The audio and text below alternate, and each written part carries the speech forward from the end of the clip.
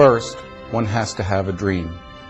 40 years ago, 36 attorneys in Erie County came together with a dream, a vision of providing free legal help in civil cases to people who could not afford to hire an attorney. Erie County Legal Services Association, now known as Northwestern Legal Services, was the end result of that vision. Over the years, tens of thousands of low-income people have benefited from the high-quality representation and counsel they received from our organization. As we celebrate the 40th anniversary of legal aid in Northwestern Pennsylvania, it is important to recognize the contribution of these original incorporators in creating an organization that sustains the ideal of access to justice.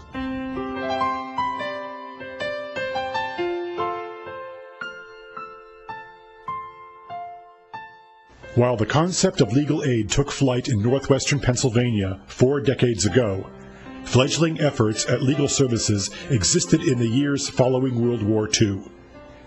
In the early 1950s, the Legal Aid Office of the Family and Child Services Agency offered free help to indigent families with civil concerns. Attorney Dana Sherwood Jones was the staff attorney for the office funded by the Community Chest, a forerunner of the United Way. In the early 1960s, the Erie County Legal Aid Society offered help to people who could not afford to hire a private attorney on their own. With money from the United Fund, another predecessor of the United Way, local attorneys Charles Moffett and Roger Fisher were retained in order to provide free counsel in civil cases to persons living on government assistance. Attorneys Moffett and Fisher were later to become original incorporators of Erie County Legal Services. Despite these efforts at providing legal aid in Erie County, it wasn't until the latter part of the 1960s that local attorneys began to address the need for civil legal services for poverty-level individuals in a way that would stand the test of time. The 1963 Supreme Court decision of Gideon versus Wainwright ruled that state courts are required under the Sixth Amendment of the Constitution to provide counsel in criminal cases for defendants unable to afford their own lawyer. Attorneys in Erie County who were involved in the creation of the Public Defender's Office for criminal cases began to assess the need for an organization to provide free legal help for low-income people with civil concerns as well. Although there was no constitutional mandate for this effort, it was really about our responsibilities contained in the rules of professional conduct and lawyers simply doing the right thing. And a group of attorneys in the Erie County Bar did just that.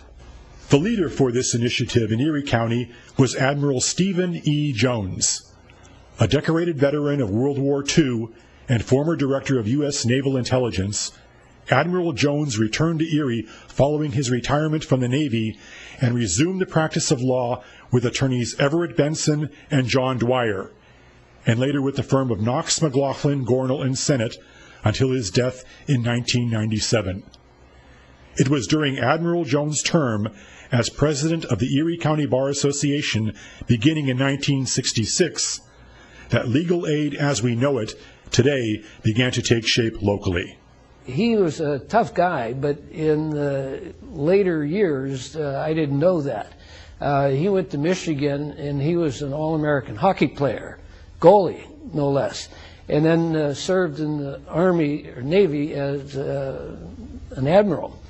Now, you just don't get there by being a real soft touch. He was a solid, hard guy. By the time he retired from the Navy, however, and returned to Erie to practice law, his good humor came out, and most knew him for his good sense of humor. He was a fun guy to be around, had a very subtle, quiet sense of humor. I remember when he became president of the bar, he thought he ought to go out and buy a new tuxedo because there would be many events where he'd have to be in formal clothes. It happened to be the very year of the Nehru craze, and he bought a Nehru tuxedo, wore it once. But he always enjoyed telling that story, that he had the one double-breasted tuxedo for 25 years, but the time he went out and bought one, he made the wrong decision. But he talked about it. He thought it was fun.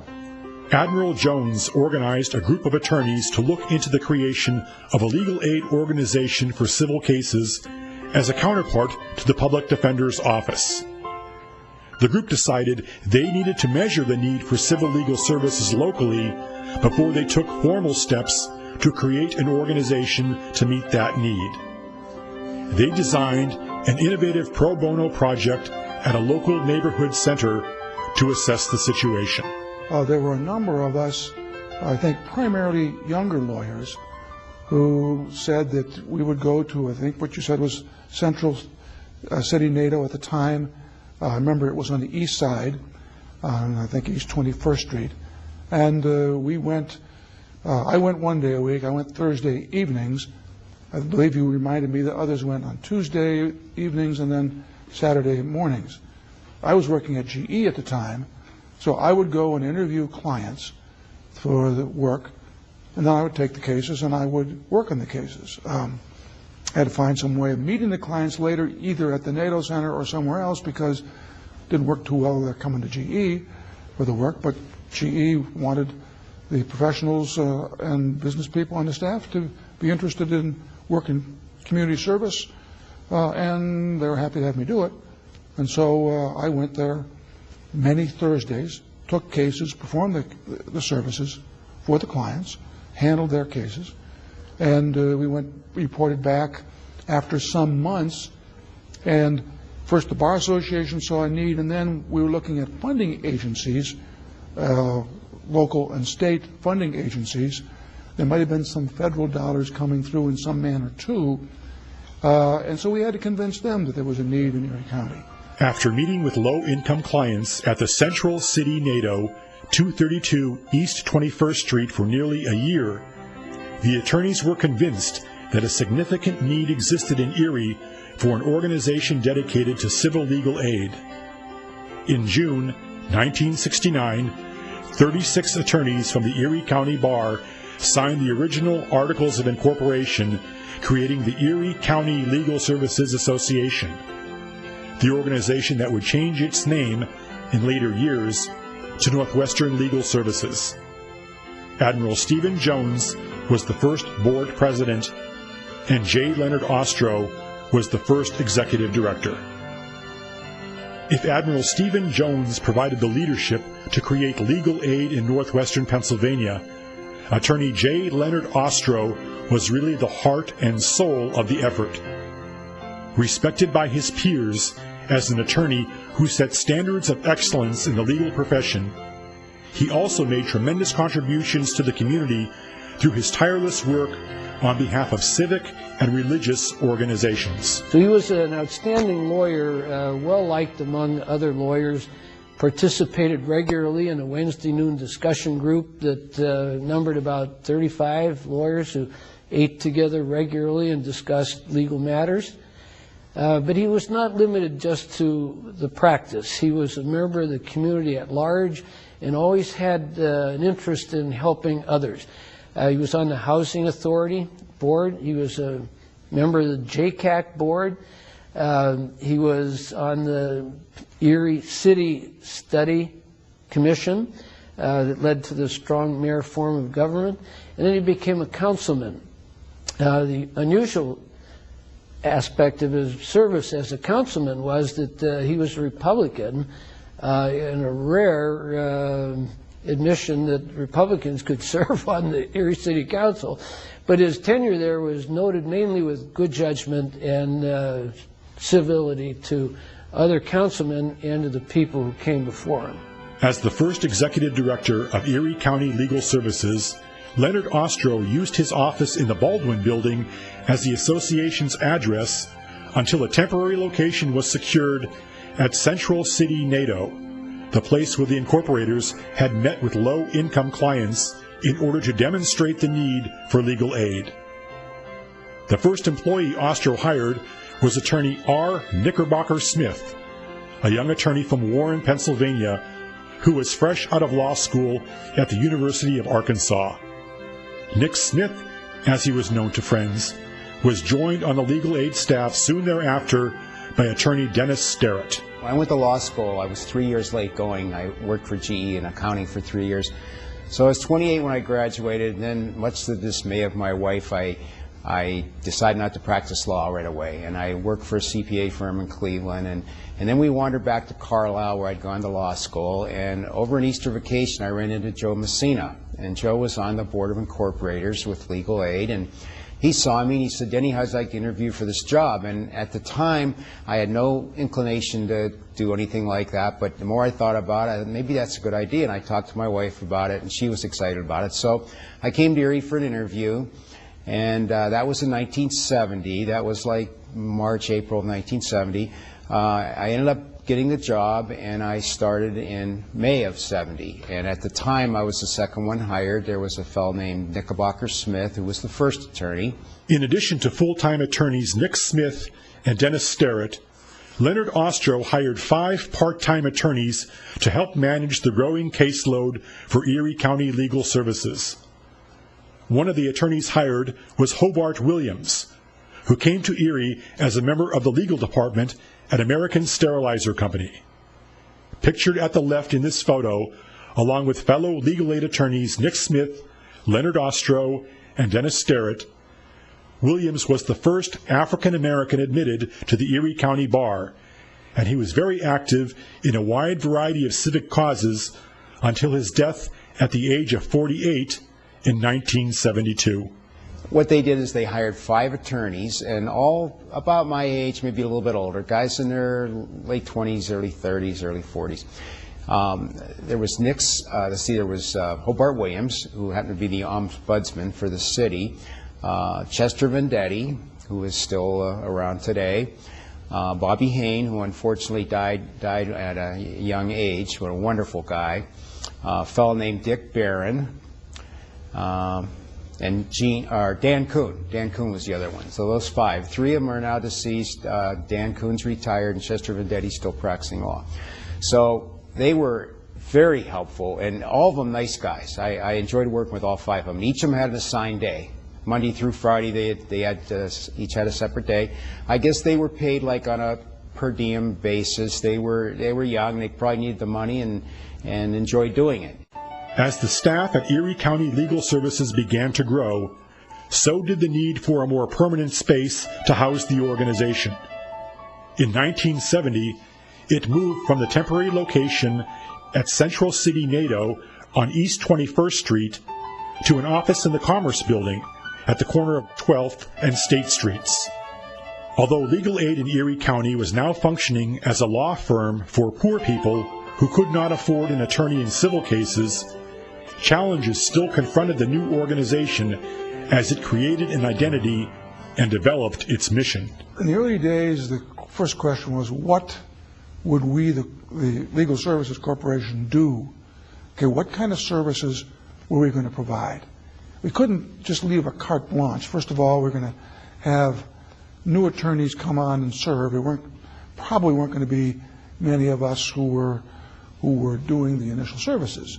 And so we had to define what it was that the legal services, the legal aid, would be doing.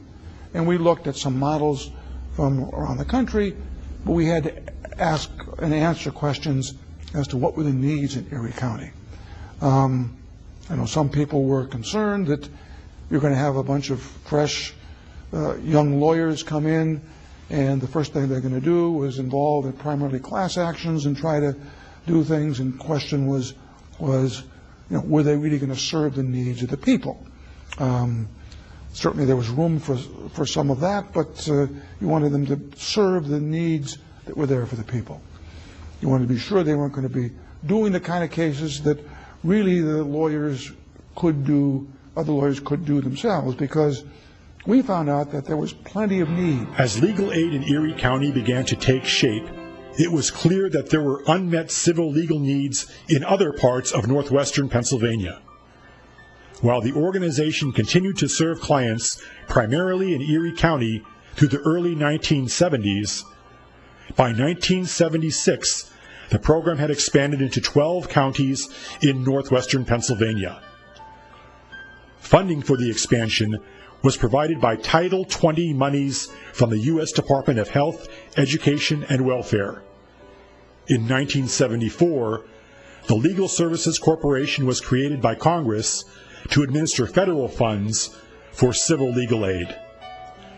40 years after its creation, Northwestern Legal Services now offers civil legal aid to 10 Pennsylvania counties: Cameron, Crawford, Elk, Erie, Forest, McKean, Mercer, Potter, Venango, and Warren counties, through 6 staffed offices in Erie, Farrell, Meadville, Franklin, Warren, and Bradford. The expansion of legal aid in northwestern Pennsylvania over the years can be traced back to the initiative of 36 attorneys in Erie County who recognized the need for legal aid and created an organization that has stood the test of time. When I look at the list of attorneys who created legal aid in Erie County, I see the names of many friends and colleagues who I've respected for many years. I want to thank the incorporators and their family members for the incredible legacy they have created for our community. For over 40 years, their efforts have made access to justice a reality for low-income individuals and families throughout our region. It's important that we take the time to celebrate and to honor their contribution and this achievement.